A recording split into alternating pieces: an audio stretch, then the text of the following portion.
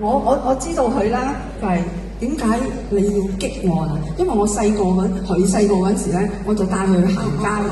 我帶你行街，咁咧我就好活躍症嘅，咁我帶住兩個妹，佢哋又餵食啊，又話阿家姐帶我食嘢，咁點知行行下咧我就唔記得咗，咁啊留低咗佢哋兩個喺嗰度，仲要人哋話俾我聽，喂，你兩個妹喺度啊，咁所以我哋變咗棄嬰啊，知唔知啊？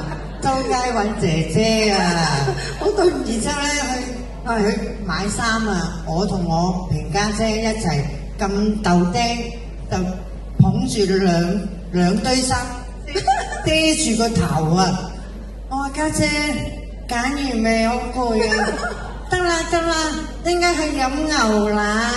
佢就逐件睇下，掟翻落去，逐件睇下，又掟翻落去，都係揀俾你哋嘅咋啲衫，一件都冇埋。然之後家姐牛奶唔飲啦，翻屋企。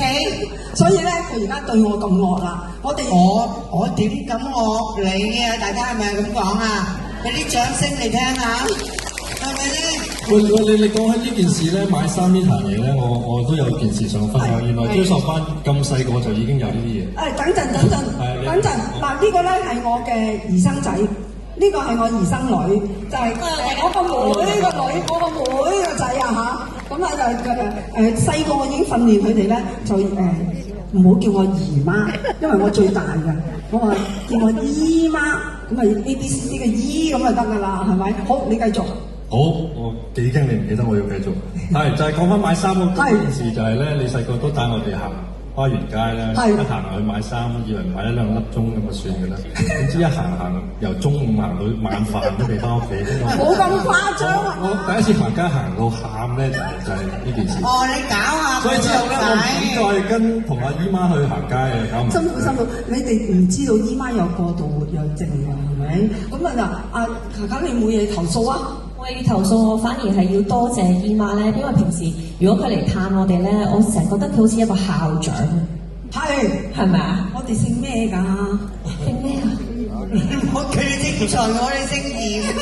我哋姓係咪啊？咁啊，梗係嚴啦。我對仔咧係姓徐㗎嘛。係阿妹啊，點會家姐嚴對你嚴格係啱㗎？呢個係祖訓嚟㗎。祖訓我唔得㗎喎。